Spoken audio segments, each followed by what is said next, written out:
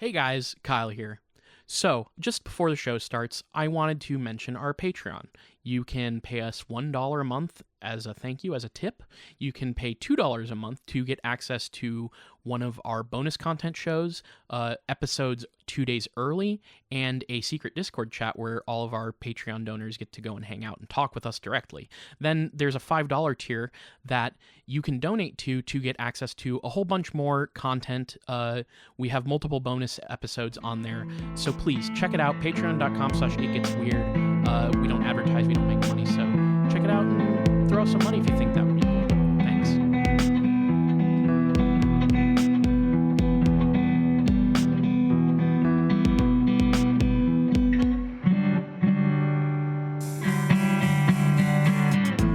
Welcome to It Gets Weird, our comedy show where we explore the unusual, the unbelievable, and the unexplained to try and make your world a little weirder. I'm Kyle.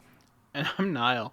And I occasionally come across conspiracy stuff on social media, and today I saw a thing on Instagram Reels that the payoff to this is confusing, and that's the point of it. So there was this video that I saw that I think was supposed to be a joke, but they were talking about, is there a conspiracy because Don Cheadle has never thrown a pitch at an opening at an MLB game? But then, like, halfway through the video, because he's like a big star, why would they not ask him? Sure. But then he's like, well, he did in 2013 and then again in 2014. But you think it would happen more than twice? Like, What? I don't. Sometimes I witness a video that I just don't understand the idea of it. I'd like it a joke that just does not land. Yeah. And sometimes those get stuck in my head, and I think about them more than like the funny. Like, okay, actually, Tyrese Gibson being unable to hear Paul Walker because he's listening to jazz really loud in his car is. I do think about that frequently, but sometimes videos that make no fucking sense, I just get my brain really gets hung up on them. Yeah. And so right now I'm trying to figure out where the conspiracy of Don Cheadle only throwing out 2 first pitches at MLB games, what the fuck that joke was supposed to be. I'm going to throw 2 things at you. Okay. Sure. One, it's impossible for either of us to know at this current moment whether we need to know more about baseball or Don Cheadle to answer your question. Yeah. It's got to be one of them.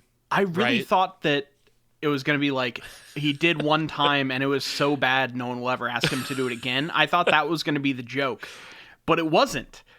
There was no joke. I also think that maybe the word conspiracy is getting loosely used in a way that's sort of rendering it almost irrelevant. Not irrelevant. I guess we like, did.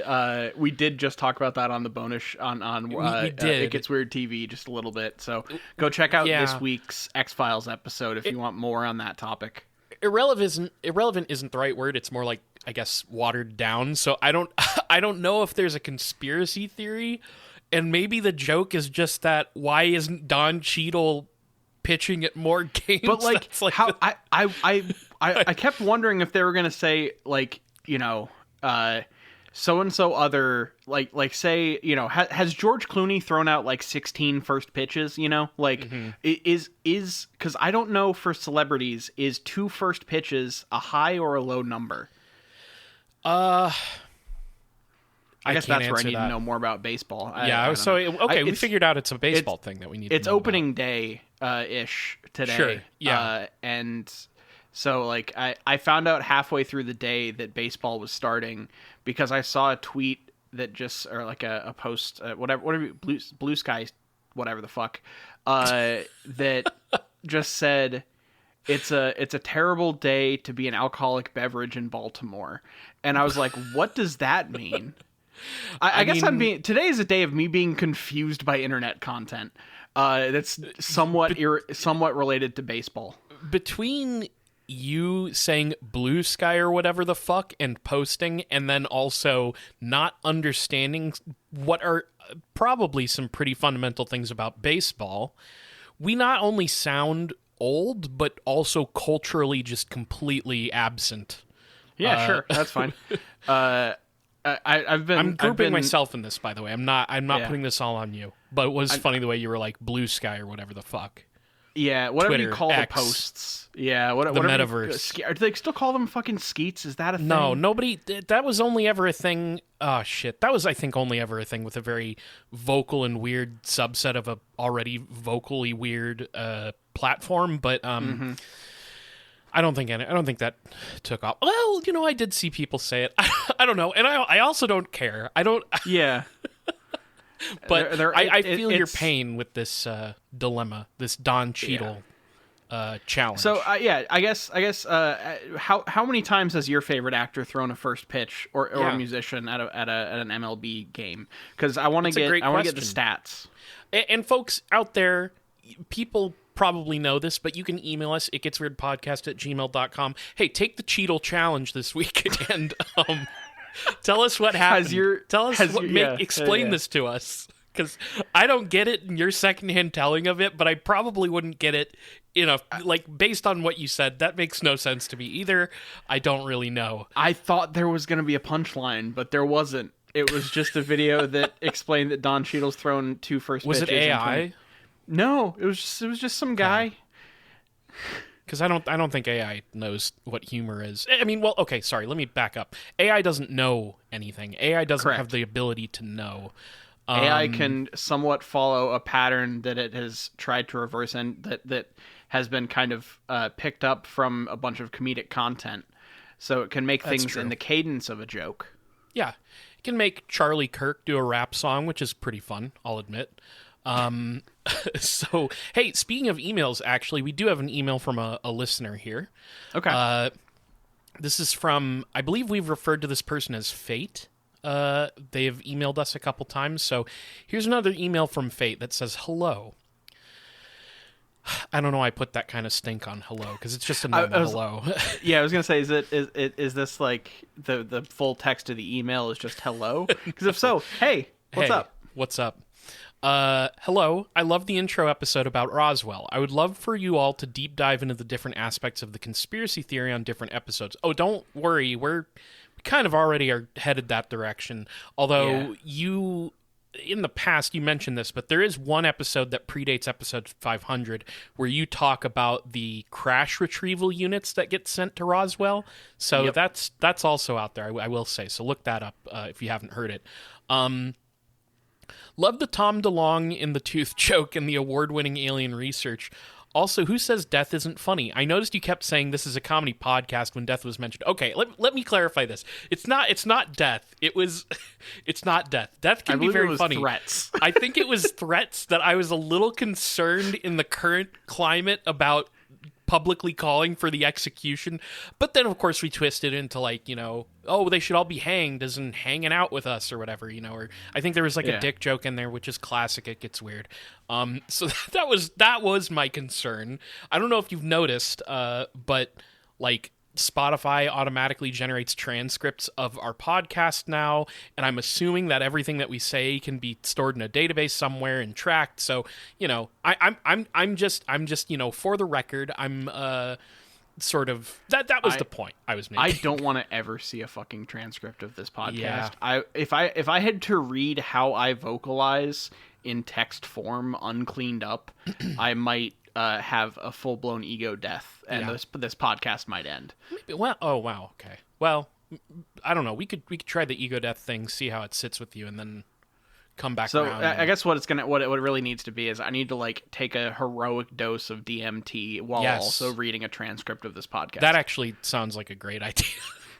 And we'll record that as a podcast, and it'll be the weirdest fucking 30 minutes of audio ever put to tape. So it goes on and says, you can't spell funeral without the word fun. Also, you guys haven't had a dead dog show up in your podcast recently. In our household, our go-to Christmas film is Gremlins. I watch it with my youngest daughter every year. We have done it since she has been 10-ish. She has a stuffed Gizmo and stuffed Stripe. We watch it every year. As for go-to Christmas Carol, mine tends to be a Patrick Stewart one, partially because my headcanon is it's just Picard on the holodeck having fun. Sure, okay, I can see that. Yeah. I tend to watch that by myself, and we watch the Muppet one as a family. Anyways, guys, great episode, but I would love to see some deep dives into different versions of the Roswell events or different conspiracy around it. Maybe do a Roswell month or something. Love your content. They put a little smiley face there. Sure. Love your content. This ended up being a super long email. That's right. I went back up, started writing part of this first paragraph after I finished writing the rest. You know what? I'm just going to go through this email, and we're just going to save our commentary for the end. How's that sound? Sure. Congrats on 500 episodes. That's awesome. I really hope you can keep doing more. I have good news about that. Fuck, I said I wouldn't commentate. There's always weird stuff out there and weird stuff being made up you can talk about. Seriously, you guys are awesome. Wow, this is some serious glazing. Thank you. I am so glad I randomly found your podcast one night when I couldn't sleep. Keep it up. I would say I hope you can do 500 more or go on for 10 more years, but wow, that would be a total of 20 years. And yeah, I don't want to think about how old I will be at that point. In 10 years, who knows? Podcast may not be a thing. Maybe a new way to give out information and do shows will be invented. I do wish I could afford your Patreon. I know that doesn't necessarily mean a lot when you guys have one of the lower priced Patreons out there. That's a good point. Thank you very much. But yeah, being disabled with kids really sucks the money away. I do recommend you guys to everyone. Anyways, a long time ago, I popped up on Twitch, or it may have been a tweet before the dark times, before the Empire, before Musk, and told you all about how Roswell may have been distorted memory due to stories not happening till much later, and that there was a dude at one time who had hydrocephalus, odd-shaped head due to swelling of the brain and or spinal fluid leak causing the skull to be enlarged, who was at the military base, and also the doctor who claims to have seen the dead alien bodies may have just been combining his treatment of the guy with hydrocephalus and bus crash involving children. The doctor was consulted much later, I guess while he was an old man. You said that sounded interesting and you hadn't heard that before, and I said I would link the source for you, and I fail at things sometimes due to memory issues.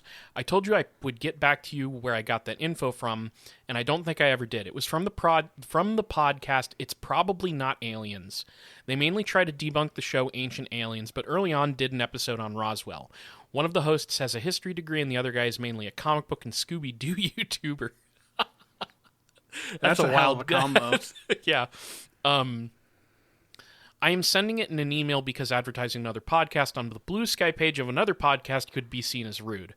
I do suggest you give this episode a listen, though. I learned things I've never heard before about the whole Roswell incident. I really don't think a critique of their episode is necessary, but I would love to hear your thoughts about the info given. They also have an awesome Betty and Barney Hill episode that brings up how Barney says one of his aliens has an Irish accent and another is dressed like a Nazi. I know about this. If I remember right. By the way, you were right about the Hills being an interracial couple. That's right, we did know about that. As for their communist leanings, it was more so they were part of the civil rights movement. Part of me really feels like they had something happen to them after their car broke down. Maybe they were MK Ultra'd or something. Either that or they just suffer from time blindness, common with ADHD and other neurodivergent situations, and got lost on a road on the way home at night. Neurodivergence and time blindness really wasn't a thing back then, so if they had time blindness, that would explain not just their missing time stuff, but also people's missing time situations. It was just a thought that came from my teenager kids who are on the spectrum. Anyways, here it is, and here's a link to the episode. Once again, love the content. Keep on keeping on. Fate. So thank you, Fate. You know, I do remember some of this, and frankly, I think as far as debunking goes, I talk how I kind of don't feel like being a like hardline debunker skeptic type, but I think the one thing that you will always get a pass from me on debunking is Ancient Aliens, because that show is total crap. I mean, there's probably some sometime in year 20 of this podcast, I'll figure out a way to like turn episodes of Ancient Aliens into episodes of this show in a way that isn't just directly doing what they're doing there. Because like Ancient Aliens is just, people just say shit on that show. Like there's even more so than the actual theories online with Ancient Aliens, like that, your Sitchins and all that. There's like Ancient Aliens will just like say fucking anything. Yeah. It's it's like tenuous is too nice a word to describe the grasp they have on history and all that. It's pretty terrible. So I'm down to be debunking that specifically. As for the Roswell stuff, like we definitely are going to get into that more. We already kind of went into that a little bit with your friend, your not friend, your My coworker. coworker. Yeah. But there's more. I have more that I want to talk about. If anything, the episode 500 sort of established that we have multiple paths we want to go down with Roswell at some point, so that is coming. I will say, it does make me think the hydrocephalus thing, that was also the pumpkin, what are they called? Not pumpkin heads. The melon heads, which is sort of a cryptozoological or maybe alien thing. I do wonder. It also made me think of what was his name? Was his name like Old Green Eyes? Who was the man who I think was just deformed? Something like that. It was green something. I'm sorry. I'm not. People out there probably know what I'm talking about, but there is a guy who gets sort of thrown into either cryptid or paranormal stuff, who turned out to be a real guy who just has a deformation, and he would go on walks at night, and then people would report him and get freaked out, and stories spread. And so I'm curious if there is some sort of cryptid or alien, like some sort of good analytical work on the crossover between people with deformities and this stuff, because that seems to come up more often than you would think. Like hydrocephalus is a big one that pops up as a, like, I'd be curious to see some sort of analysis of that would be, obviously have to be handled somewhat delicately, because like starting an urban legend about the monster and under the bridge who just is a real guy, I mean that's a bit rough, but I'm pretty sure that's how the story went. I can't remember if this is one we covered or not, but it's interesting. I've heard of it. So yeah, Betty and Barney Hill. I mean, that's another one we did do a revisit of. I don't know how long ago now, but we talked about how they were involved in the civil rights movement. But I remember reading something where I think Betty specifically may have been involved with, like, I believe I said it in the episode, like the Democratic Socialists. Yeah. So I have to double check that, because I think I know where I read that, but I'll double check that, and I'll bring that back to the show at some point. So, anyways, thank you for the email. Yeah, thank you. And all the kind words. We really appreciate it. So, Niall, you brought up conspiracies, in a way. I'm going to go ahead and say the Don Cheadle thing's not really a conspiracy, but no, I understand that that's not necessarily your perspective, just what they were saying. But it does, have a nice synergy with today's episode. Great. I've been, reflecting the last few years about our work here at It Gets Weird, and how our interpretation and understanding of stuff mutates and grows. Like, I feel like part of the appeal of us together on this stuff is that we don't go in and say we know everything that's going on with this story or that creature or that person or whatever. And it just evolves over time as we learn more and we revisit certain subjects, and our context, our understanding, the framing, it changes as we learn more. I think that's a fair assessment of ourselves. We both know a lot more now than we did when we started. Yeah, and sometimes it's just how things in reality play out. We learn new things. We grow stronger, Niall, I think is what I'm trying to say. And so I've been thinking a lot about how the phrase and the understanding of conspiracy theory needs to be reassessed. Okay. And I also sort of anticipate a world where conspiracy theorizing, and I mean this in both the derogatory and non-derogatory sense, that's just going to continue and get more and more popular, and also probably more batshit in the more fringe areas. Like when we started this show, okay. When we started this show, I think that conspiracy was just a thing that, like, a lot of people dismissed, and it's associated mostly with, like, Alex Jones and QAnon, right? But now, where everybody seems to be invested in conspiracies, and you know, how could you not when you have all this Epstein shit, right? Like, Epstein, I think, is going to... the information overload of that is sort of destroying people's brains. And you've... Like, how... You know, there's emails in there. Like, the one that I keep thinking about is how...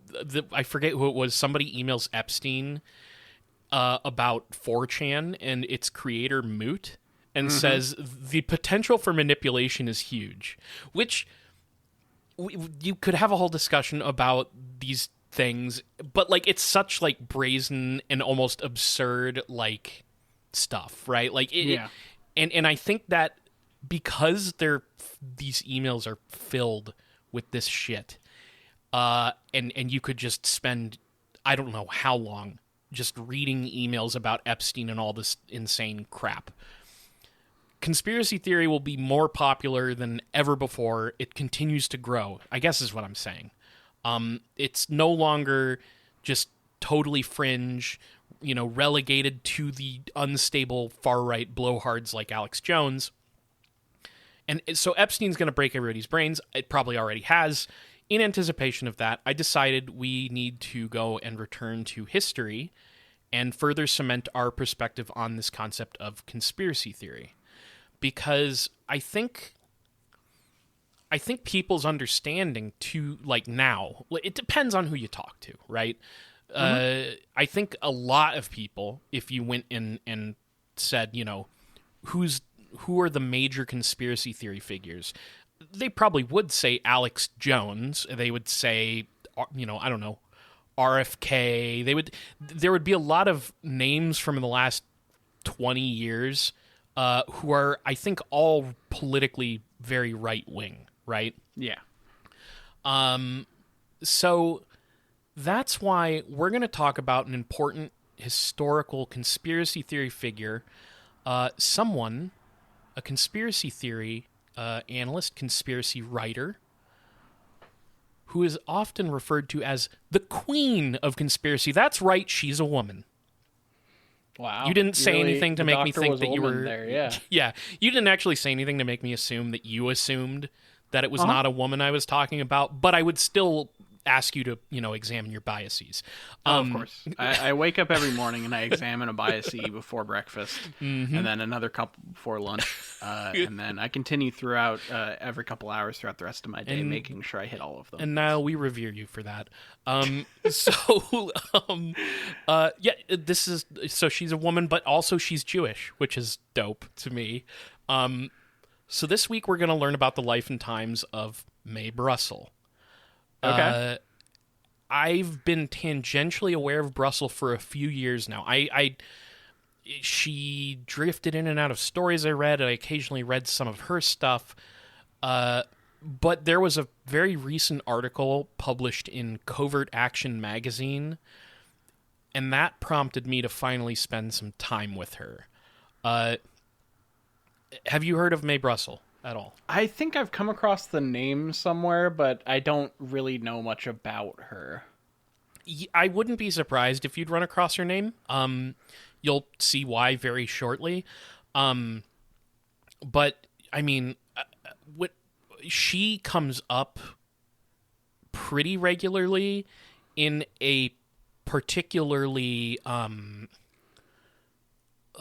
more politically progressive, more left-wing group of people who research conspiracies and parapolitics. So that now that being said, I have been reading. I mean, I had like 200 fucking tabs open. I was going crazy over all this. She is not just in the realm of left-wing analysis of conspiracy. There are some fringe right-wing elements who have glommed onto her stuff.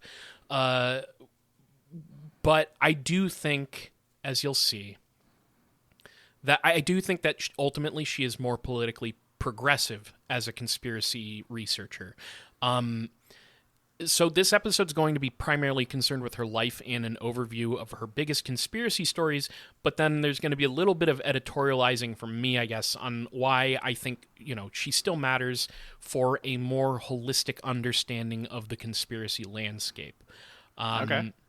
If we dug into every single thing she researched, we'd be here for, an entire podcast's lifetime, which I guess means for you and me that we do, in fact, get to go for 500 more episodes. Yeah, we'll do a chunk on her, like do 100 episodes just covering her work and times, Yeah. So she is ultimately a good springboard to dig into some of these stories in depth in the future. But I wanted to talk about her as a person and her life and stuff like that, to get to know her, and then we'll give some overviews on what her research unveiled and what she also, I guess, speculated on in some cases, or I guess analyzed in other cases. So here we go. I have many sources for this story. For this first part, I want to mention Covert Action magazine. The article titled "Deep State Researcher Mae Brussell Was a Visionary Who Foresaw the Rise of Fascism in America" by Jeremy Kuzmarov and Alexis Baden-Meyer. And then one of the other big things that I pulled from, big in the sense that it was a lot to sift through to get the things that I wanted. But this is the oral history of Rabbi Edgar Magnin, from an interview conducted by Malka. Okay, I'm gonna pronounce this the way I think it is, but I also might be totally wrong. Have you ever seen the surname Chall? No. I think this person might be Jewish because they're doing this interview with a rabbi. So I think it might be Chal. I don't know if that's right, but I couldn't figure out how to pronounce this person's name. I even found videos of her, but I didn't hear anybody say her name. So, yeah, Malka Chal in 1975. It's published in 1975. The interview's conducted in 74. You're going to be very embarrassing if it turns out her name is Chal or whatever. Yeah. But you see that it's it's the difference between pronouncing it Chala versus Chala and yeah, anyways. Then, of course, there's MaeBrussell.com, which links back to it's just so many articles about her or by her. And then I also read New Dawn magazine's article, "The Queen of Conspiracy, The Life and Times of Mae Brussell" by Mary Jones. And, oh, my God. Have you read anything from New Dawn, Niall? Yeah, I think I came across... Wow, where did I come across New Dawn? I have read some stuff from them at some point.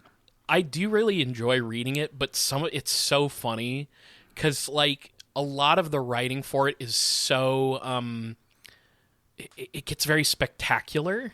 There's a lot of the article on her where it's and she was a researcher, consumed, haunted, and it's oh yeah, okay, that's very exciting, flowery language. yeah. But it is fun, I will say. Their articles, a bit fringe, I'll say, but it is fun. So if you want to read her stuff, it's all pretty well archived online. That MaeBrussell.com website has much of what she wrote, but then there's also the archives for the publication The Realist, who published a conspiracy corner written by Brussell. And then I have to advertise another podcast on here. I listened to a podcast episode from the show The Farm, featuring a writer named Laura Shapiro, and a person who I guess is an archivist of Mae Brussell's work. But Laura Shapiro felt like a pretty good font of knowledge about Brussell. And also The Farm is one before anybody messages me or emails us or whatever, I really have not listened to The Farm. I've mentioned some other parapolitics podcasts that I've checked out and enjoyed. I have not listened to The Farm. I have just listened to this episode. It's the only Niall, when you get into these shows, I think somebody in our listener Discord once said a lot, the range between these parapolitics shows go from reasonable and interesting research to then just like mental illness. Like there is some stuff that is like very out there, and I don't know much about the farm, but this episode was very interesting and seemed well researched. So I just want to say that, because there's also a lot of like shit talking between these communities and accusing people of being, you know, ops and stuff. Yeah, plants. It's so. In fact, I love infighting in UFO and like conspiracy communities. It's so satisfying. I do kind of love it too, but here I was just like scratching my head, because there's like, I think for the last 2 years, there is one person on Twitter who it's like a one person crusade to prove that Mae Brussell was an op, that she was like a limited hangout, and there's interesting stuff in there, but I didn't really get into it because I don't quite know what to make of it, and I also, some of it I was like, I don't know if I'm convinced, but this person had like multiple threads of just trying to tell people Mae Brussell is not what she seems, which, you know, is to be expected, right? And then, of course, she's Jewish, by the way. Like, I mentioned that up front. You can already sort of fill in the blanks on where some of that stuff goes to. I'm not saying this person did that. I'm saying I also ran into some very questionable stuff about people talking about her Jewishness and all that. So, you know, it's exactly what you expect. So, Mae Magnan Brussell was born May 29th, 1922 in Beverly Hills, California. That's where I want to be. 90210. Yeah.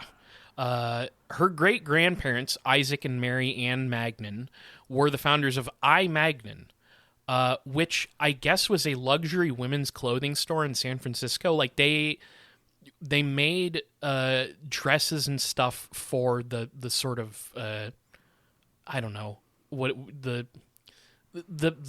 upper class of San Francisco, the socialites, yeah. Which, you know, that was I guess a lucrative business. So I. Magnan, and then Mae's father was Edgar Magnan. Wow, I misspelled his name multiple times here. My bad. Sorry, Edgar.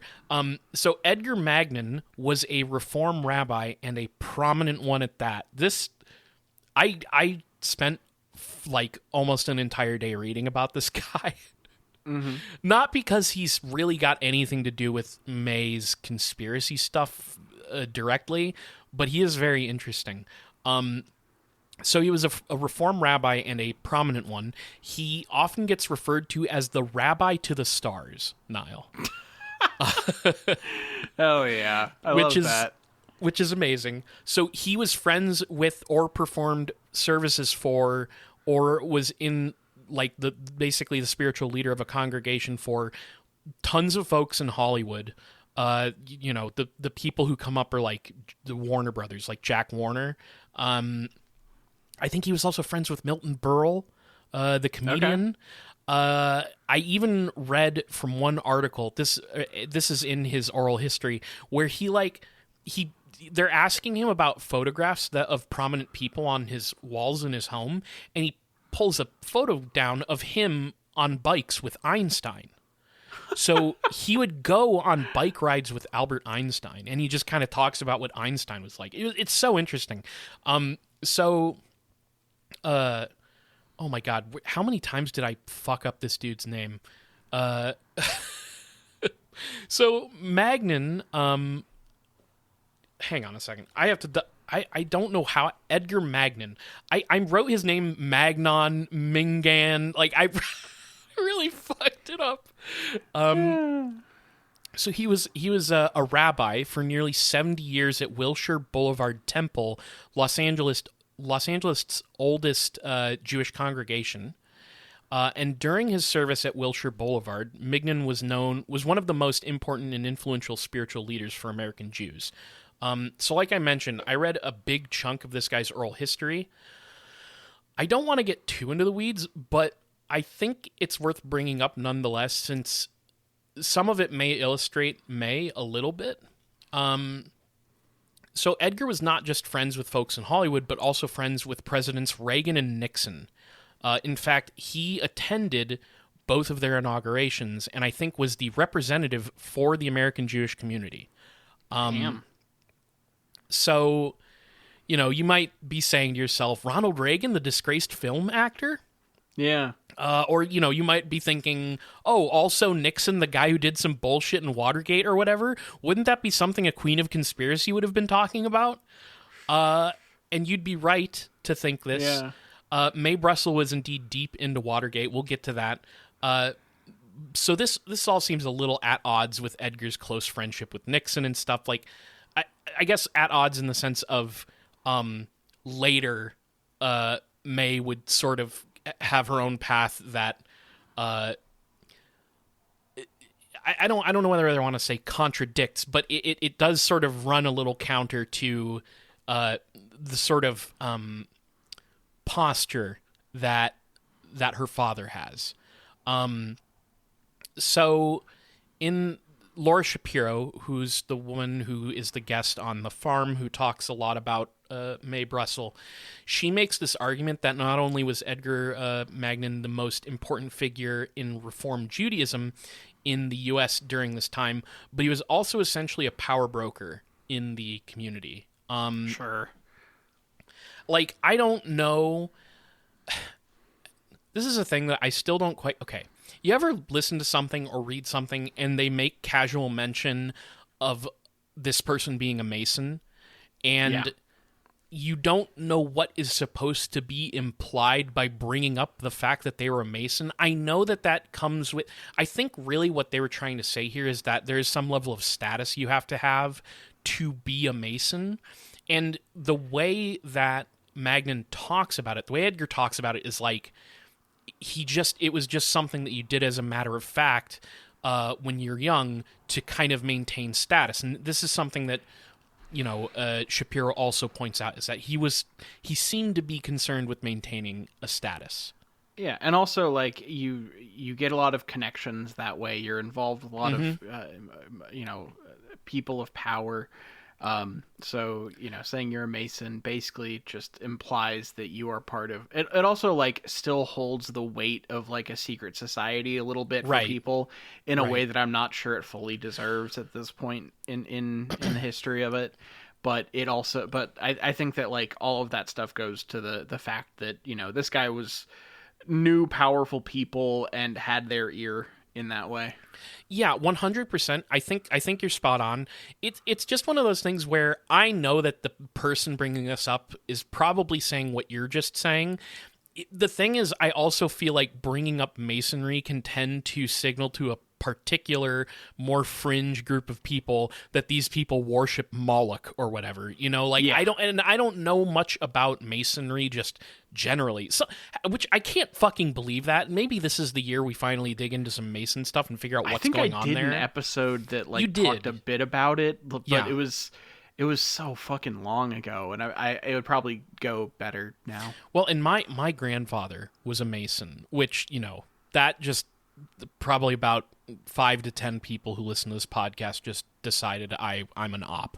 But we've long been very open about our funding. That's true. That is very true. But like Masonry, the only way it ever factored into our family's life was that my grandfather had a really old blue shirt with the Masonic symbol on it that when I was a kid, he gave to me, and I just wore it as pajamas. That's as far as Masonry went in the family. We don't really know what he did with the Masons, but I get the impression it's just like a boys' club, basically. Yeah, social club. A social club, yeah. So I don't know. It's just always interesting when it comes up, and I feel like I got to learn more. Where was I? So kind of like a power broker in the community. A fairly wealthy family with connections to various power in Hollywood, politics, and the broader Jewish community. It's an odd setup for his daughter to become the Queen of Conspiracy. That's kind of what I was pointing out. Like, she wants Does that make her a Nepo baby? Well, does nepotism imply that you get to? Is it literally just you automatically get to do whatever you want because of your I mean, association, or is it that you specifically follow in the footsteps of the? I believe it basically means that the connections of your parents open doors for you that would not be there for other Sure. people. I mean, maybe I don't know so much about connections, but I do think that it did get her in a very comfortable, like upper middle class life. That Yeah. that I think is probably true. Like we'll get into this, but she attended Stanford and stuff, and I think just it afforded her a comfortable life. One of the things that Shapiro talks about is it's hard to imagine this person not having the sort of material conditions to allow her the time to like blossom into this conspiracy researcher, because when you read about her, the thing that is very obvious is not only is she a full-time mother, but she's, we'll get to this, she's also like a deep researcher of conspiracies. So she, this is a thing where like if you're just working 50 hours a week, you're going to have less time to dig into, the JFK assassination, right? Like that's the idea. So I think class is relevant to this conversation. Like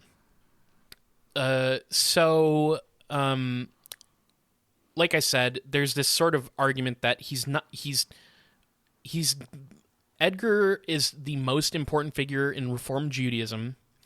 The thing that I thought was interesting in that oral history, that interview, is he gets asked about his children, and it's pretty brief. So here's what Edgar said, which, by the way, Mae has a brother. So here's what Edgar said about his children. I have a son who is a very successful businessman and idealist. He's on the executive board of the Red Cross. He gives blood regularly. He's that kind of guy. He has been a big brother to boys. He's a broker who has to get up early in the morning. He's active in the United Jewish Appeal, all these things. He's very fine. So I just want to point out, he says, my son is a very successful businessman and an idealist. Then he goes on to say, my daughter is an idealist. She's a very fine person. She has her own ideas about many things that aren't mine, but nothing that I could say against her. She's bright. She's very much of an individualist. She helps people get out of jail. She's working on theories of assassinations, some of which may be correct or incorrect. She's up in Carmel and she lives her life. I have no conflict with her. I see more of my son. He lives here. So, all right. No direct, Nothing that is actually negative, but it seemed like some very carefully chosen words. Yeah, it's very fun. I love the whole, she has her own ideas that are not mine, and she may or may not be correct about her assassination. Yeah, she has some theories that some of which may be correct and others not. It's so funny.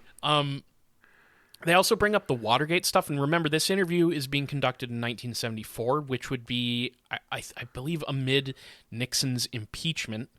So, because Edgar's saying stuff about Nixon, who, again, is his friend, like a good friend of his, and he's talking about the whole affair, and he's saying stuff like, as for Watergate, nothing's been definitively proven yet.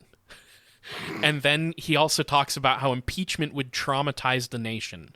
And that's, of course, all very funny given what happens next. But regardless, this is Mae Brussell's father, and Mae would actually be investigating Watergate connections years before the story actually broke. It's very interesting. Like, the way this guy talks, it's so... Like, his parents, he's... All right, I'm just going to get into this next bit here, and we can talk a little bit more about the guy. But Edgar Magnin was also a Zionist, which is sort of a weird thing to explain, because despite coming from conservative Jewish parentage, Magnin was a Reformed Jewish rabbi. And the distinction here is it's basically between Orthodox and non-Orthodox Judaism, whether you consider halacha, Jewish law, like whether that's binding. And the sort of ostensibly liberal Reform Judaism would not consider Jewish law binding in the same way. it's more an ethos thing than a strict adherence to particular rituals. So that's the difference here. But to embellish on that, what's interesting historically, Zionism as a political ideology was really not popular among Reform Jews in America at this time. So in the interview, Edgar at one point calls out the American Council for Judaism, which was a Reform Jewish American group that was outspokenly anti-Zionist, and he talks about them, and he says he says something to the effect of they're nothing, or like they're small, they don't mean anything, something to that effect. And this is following a series of discussions about how Edgar was opening his congregation and temple up to Zionist organizations. And this was, again, a bit unusual for a Reform rabbi to entertain Zionism in this way. And Edgar himself admits this. He straight up goes, yeah, this is unusual for a Reform rabbi at this time, but that's what I was doing. I was allowing... He does this really annoying thing that's very, like, both sidesy. He tries to be very... And again, this is also where you kind of get the sense of him trying to maintain a sort of status, right? Where he doesn't want to necessarily totally offend one group or the other. So the interviewer, this is the interesting point. The interviewer also points out that some consider Edgar to be the, and this is a quote, bridge between the Reform non-Zionist thinking people and the Zionists. And when the interviewer says that to him, Edgar also wholeheartedly agrees with it. So basically they're saying, you are a key thing, you're a key figure that created the opening for Reform Judaism, which was liberal and anti-Zionist historically, to indulge in and accept more political Zionism. That's what they're saying here. So Laura Shapiro points out, again, I agreed with this point based off of what I was reading, that he, like I said, was interested in maintaining his status, and all these things that I just described are presented by him in this sort of faux apolitical fashion. Like oh my God, it's so funny. There's this whole segment where he's like, they're asking him, he's like, so are you a Democrat or Republican? Like, let's talk politics. And he's like, I'm a Republican. And they're like, oh, really? You're a registered Republican? And I think he says like, no, I voted Democrat like the last 5 elections, but I'm a Republican. It's so like, he's so wishy-washy in certain areas where it feels like he just doesn't want to reveal too much. Yeah, exactly. But that's also what creates this sort of center space for Reform Judaism, which was progressive. And in many cases is, to this day, to become also, there's now the liberal Zionist, which is, to me, has always been to me a very odd sort of contradiction in itself, but whatever. That's for another podcast. This whole thing you can look at, that kind of speak, where you are really trying to avoid giving a concrete answer and you're trying to appeal to both sides, has long been used to funnel right-wing ideas into the populace by faking centrism. And it's very easy to see a reading of what he's saying that is very much that. It's funneling the right-wing ideals of Zionism into more centrist and left-wing and liberal spaces. Yeah, it's interesting because sometimes he'll have that position, and then other times he'll be like, I'm really into Barry Goldwater, and also I think that I'm a conservative because we need to like keep our good traditional ideas. Like that's so I don't know. It's I don't want to say infuriating, but it was like reading like, God, I knew so many old people exactly like this guy. So I guess I just find it interesting that one man could have such a level of influence that he was easily identified as a key guy in rewiring American Reform Judaism's mentality surrounding Zionism. I don't want to be reductive here and sound like he's the main driver of that, but because there's obviously other factors, but it is interesting that Mae was probably witness to his ability to influence things around him. I even found a biography of Edgar, but this was so, again, very funny to me. I found a biography of Edgar by someone named Alyssa Stanton, where Mae is described as having, quote, led a life very different from her famed father's, end quote, and that she was, quote, a well-known writer and radio personality who focused on proving various conspiracy theories regarding the murders or accidental deaths of well-known public figures, end quote. And then there's a footnote attached to that particular statement, which says this, quote, the Freudian overtones of Mae's chosen profession hardly bear mentioning, end quote. Which that made me laugh. The implication that her fixation on the deaths of prominent figures reflects on her relationship with her father, very funny to me. I didn't get any indication that there was like some sort of animosity, but like also the way her father talked about her in that indirectly sort of maybe a little passive aggressive way. Maybe I don't know. A little condescending. I don't want to speculate, but it was really funny to read that. Anyways, this is Mae's father and a part of her upbringing. So she would attend grade school in LA, elementary school and high school in Beverly Hills and stuff. The family's wealth, as well as her father's job, which I guess would sometimes lead to Edgar officiating as a rabbi on cruises, like around the world. Okay. I guess. I don't really know. That's just something that was said in one of the articles that I read. This would lead to, like, the takeaway is that Mae would get experience of the world. Like, she, as a young kid, would get to travel the world with her family.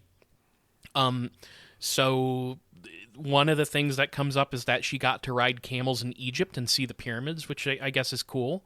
But she also saw the various permutations on poverty, and that would be in places like Bombay and Singapore. This is also a thing that's important to keep in mind that gets mentioned in one of the articles that I read, is that when she's traveling the world, she is also doing so with her family during the rise of fascism. So seeing poverty, seeing the rise of fascism in her young life, this all seems to serve to develop her political consciousness and this desire for activism. So in an interview with Paul Krasner for the magazine High Times, and for anybody listening whose light bulb went up at the mention of Krasner, we'll get to it later. Don't worry, I'll talk about it. Mae said this, quote, I was haunted by the imbalance. I wanted to help people, but I didn't know what form it would take. So she would go on to attend Stanford University. I think I mentioned that. She pursued philosophy while she was in college, but she abandoned her schooling apparently a handful of weeks before graduation to go get married. So that's a very broad overview of her life. Now, by the time John F. Kennedy was assassinated in November of 1963, Mae was a housewife and mother of 5 children, and I believe had already been divorced once. So she had a previous husband and then a second husband, and between the two husbands, I think it was like, if I remember, her first husband gave her 2 sons, 3 sons, and then her second husband gave her 2 daughters, I think. I might have that switched around a little bit somewhere, sure. But she had 5 kids. That's the point. So the assassination of JFK, this was the initial spark for Mae Brussell. She spent the hours following the announcement of JFK's assassination glued to the TV set, and not long after that, she would begin to sense that there was something wrong about all of it. Mm-hmm. At the time, Mae described herself as, quote, just a housewife interested in tennis courts and dancing lessons and orthodonture for my children. But if JFK's death was the spark, the televised murder of Lee Harvey Oswald by Jack Ruby is what lit the fire for her. So, in multiple interviews, Mae points to this moment as what finally pushed her into disbelief about the official narrative. So I have an article here, Carmel Close-Up, Mae Brussell. in September of 1972 by Judith Eisner, and here's what it says. Oswald had said he was just a patsy and that he didn't kill anybody, Mae recalls. And there were conflicting accounts of the gun found in the book depository building. First it was a British rifle, then a German Mauser, and finally the Italian rifle. But what really motivated Mae to do some private sleuthing was Jack Ruby. Why did they let Ruby into the jail when everyone, the police, etc., knew who he was and that he had recently been charged with possession of illegal weapons, she asks. Had he been hired to kill Oswald? Mae says that her instincts told her that something in Dallas should be cleared, and that she began to worry about what kind of world her children would inherit. I began with a curiosity. I never dreamt it would grow into this, she admits. The this she refers to is not only the years of practically full-time research and the hundreds of carefully cross-referenced notebooks on assassination material and bulging file drawers, but to a theory of conspiracy and espionage that shakes the very roots of American democracy. So I guess we buried the lead a little bit here, but Mae would become a figure in radio broadcasting. And as such, she was the most prominent radio figure analyzing conspiracy at her time. She is a pioneer of conspiracy, if you will. Mm-hmm. And beyond digging into assassinations and scandals, she had a core thrust behind her work, which is this. There is a conspiratorial network of powerful people who were working in the shadows in the wake of World War II to develop a project of American fascism imported from the German Nazis. Okay. Not very surprising, to hear in 2026, huh? No. It is in certain ways tame for conspiracy in a way that is not creepy. It's like it's unsettling that isn't surprising. Yeah, that is kind of why you're kind of touching on the reason why I was like we really should talk about Mae Brussell, because that is kind of the big takeaway, is that I think that her theory of fascism overtaking America is pretty sound, and it's, she was doing this in the 70s, like the late 60s and 70s. Like that aspect of it makes a lot of sense. And it's, I don't want to talk too much right now about my personal feelings, having read a little bit of her stuff, because she did a lot of stuff. I listened to some broadcasts. I read some stuff from her. She does do the things that you would sort of expect of like the fringe conspiracy theorist, that like the what's the word? Like I don't want to say tropes. It's a bad word, but let's say tropes, where she's like kind of like just listing off rapid fire, like, factoids and names and stuff, and there is speculation in there. But what I think is very interesting about her is that she has a lot of sound and foundational research for particular things.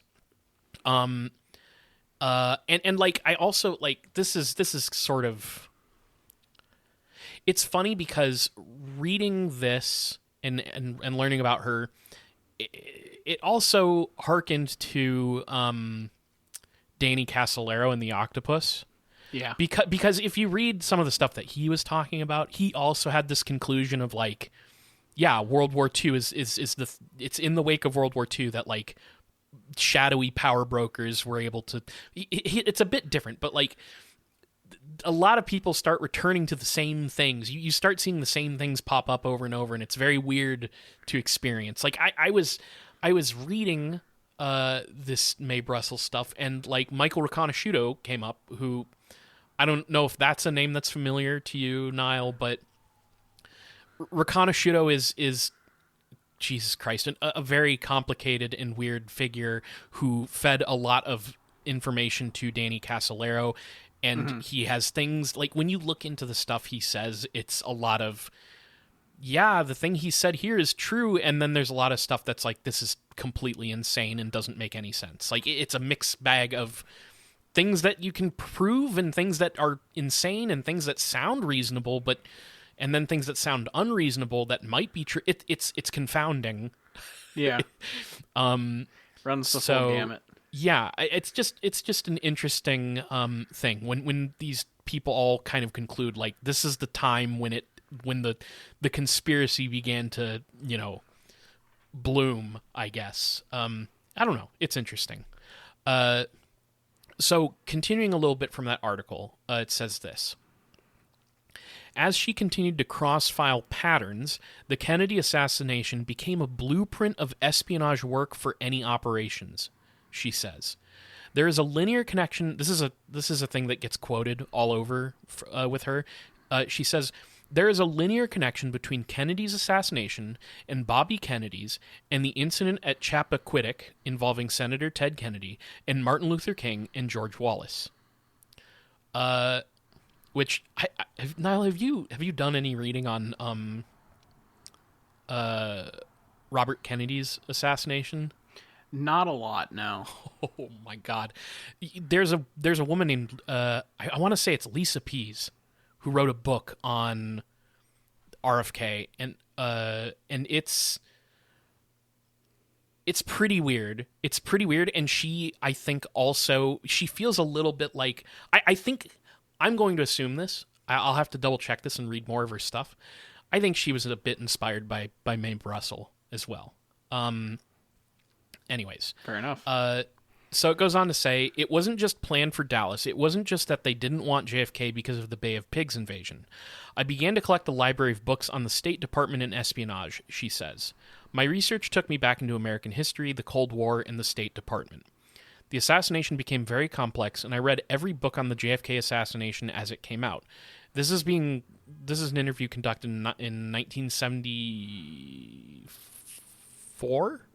Mm-hmm. And she says, I read every book on the JFK assassination as it came out. There are currently 109. Each day the work got larger and larger. It started with a simple thing like who were Oswald's friends, and when you learn they came from other countries, it becomes international in scope. It isn't the love of the Kennedys. It's not let's resurrect John Kennedy that motivates me, she says. It is a fear and a horror of what America has become that keeps her going. So I think what's interesting about a lot of this is how she stumbles into this world of conspiracy surrounding assassinations and whatnot, and seems to have this realization that the big bad is fascism. And fascism's tendrils are sneaking into the U.S. often covertly. Like, it's hard not to read about Operation Paperclip and not come away wondering to what extent the import of Nazis has affected our reality. You know what I mean? Yeah. We've talked about Operation Paperclip a number of times on the show, and it's... Nazis have been almost relegated to, like, comical conspiracy, like... Nazis on the moon, Nazis in Antarctica type stuff. I think this idea that like Nazism is part and parcel of power in the United States, fascism has been part and parcel of power in the United States. And now, of course, we have the Alex Jones brand of conspiracy. We're going to get into this a bit more later. She also does sort of a similarly annoying, wishy-washy thing about her politics in some of the interviews that I read, where she is like, she doesn't totally commit to something, but when you read the stuff that she's talking about, it's generally, one, I think she's pretty progressive politically, is the impression I've gotten, and two, it's always like, it's not fascism in that cheap way of like, oh, you're a fascist for, where it feels sort of politically arbitrary to call somebody a fascist, like it feels very much like a left analysis of fascism to me. But maybe I'll learn some more about her and I'll completely change my mind on that. But that's the impression I've gotten.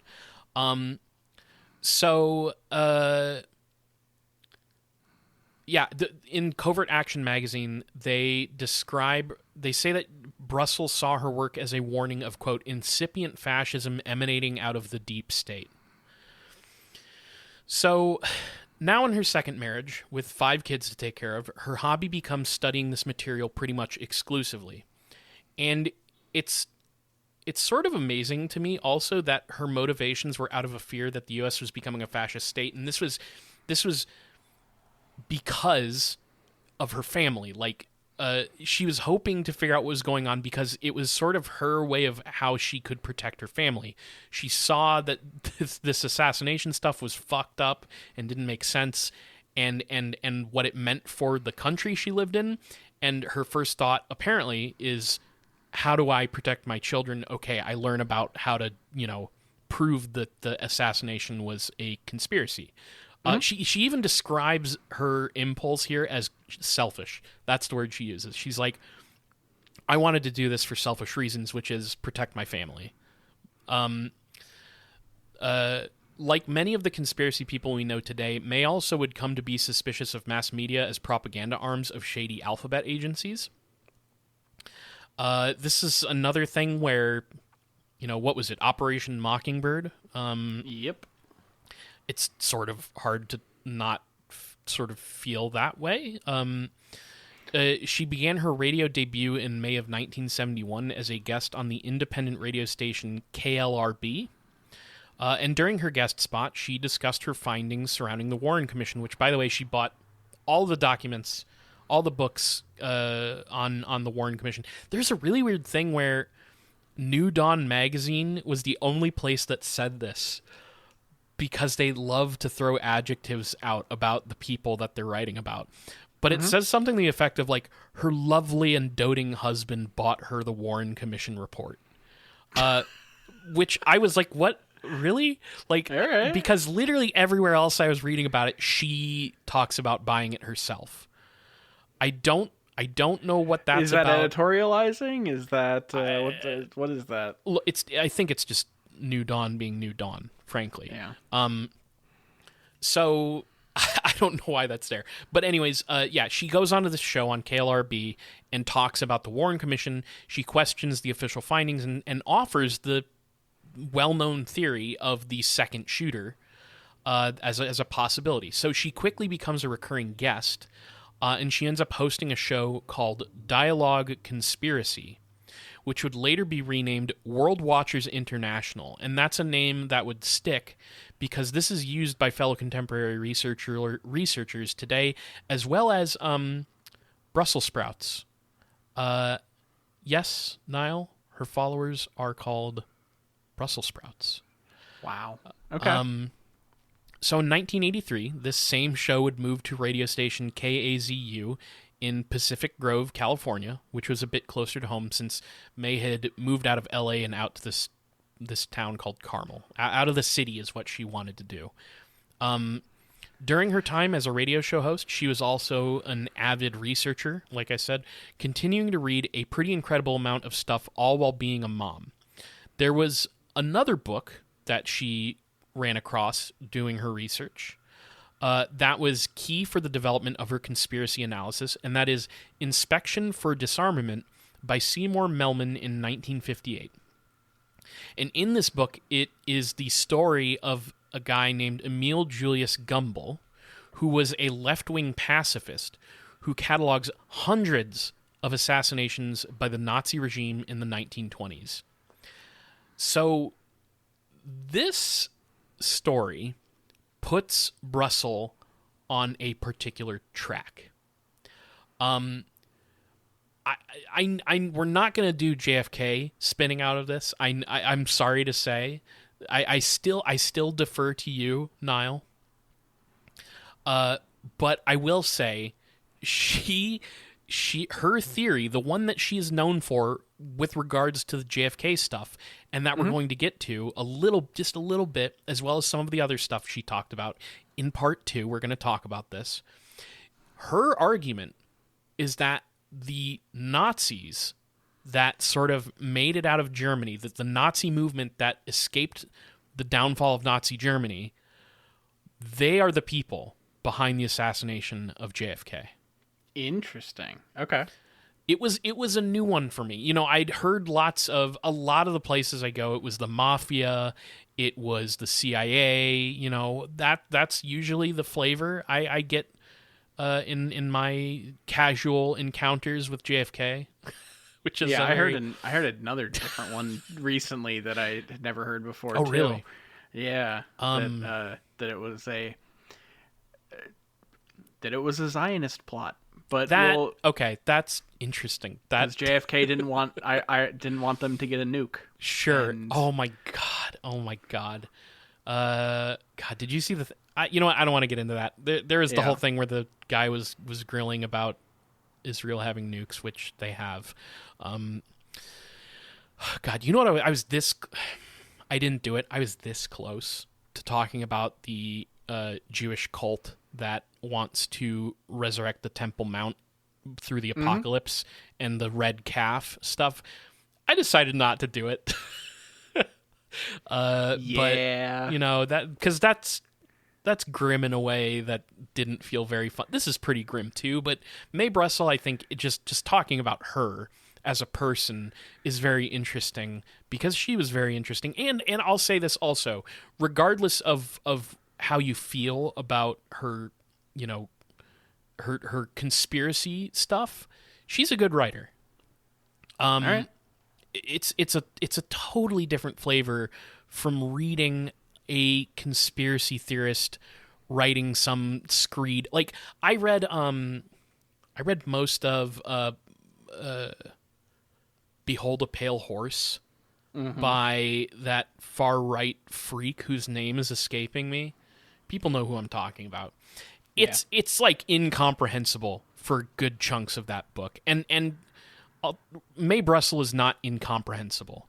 She's a bit shotgun approach in a lot of ways, and she does some speculation, but she's not incomprehensible, which is, I think, an important distinction to have between how conspiracy is now versus what she was mired in, I guess. Yeah, that's one of the biggest things with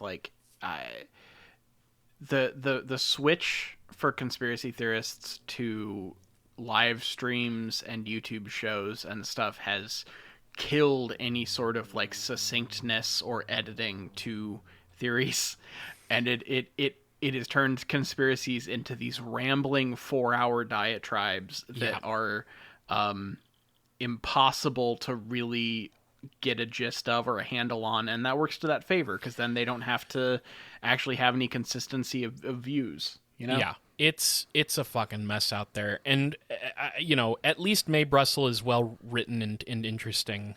Even though I don't, shouts out to that. Yeah, even though I don't necessarily agree with all of her conclusions, I think she's also on to something with certain stories. Like we're gonna get into some of that. But she's much more entertaining to read than fucking any of the fucking weirdos that we've talked about. Many of the fucking weirdos we've talked about in the last almost 10 years. So yeah, that's part one of Mae Brussell. Let's call it there. I do have a big question if you're prepared. Oh, I'm always ready. Okay. So, Mae Brussell's followers are called Brussels sprouts. If you as an individual had a cadre of followers, what would be the cute nickname for your followers that you would use? I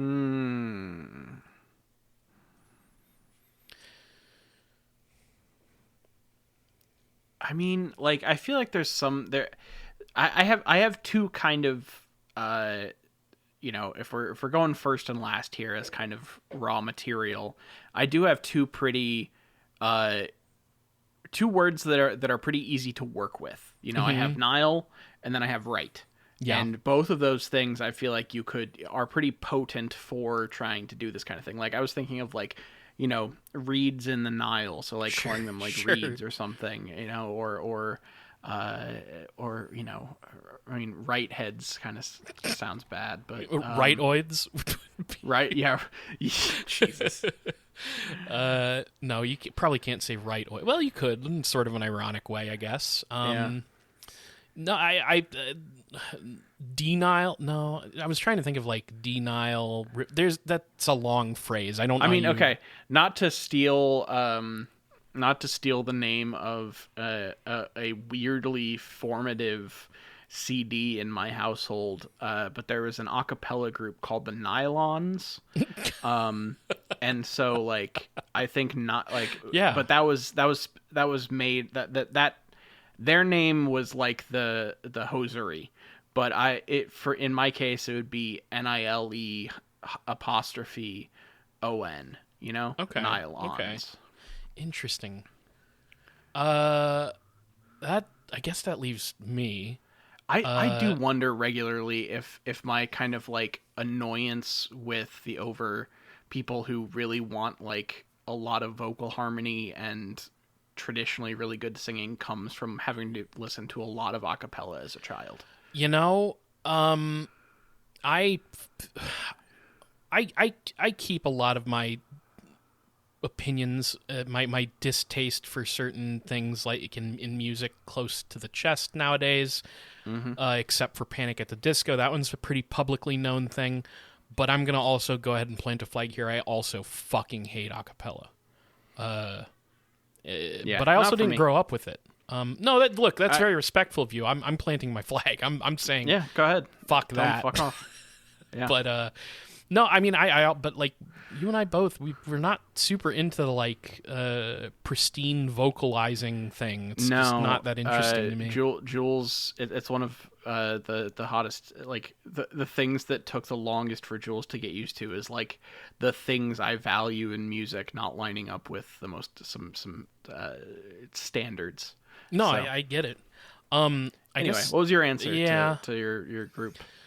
Well, it's out in the open that my last name's Resnick. So I was thinking about a play on that, like a No Good Nick, like the No Good Nicks. Okay.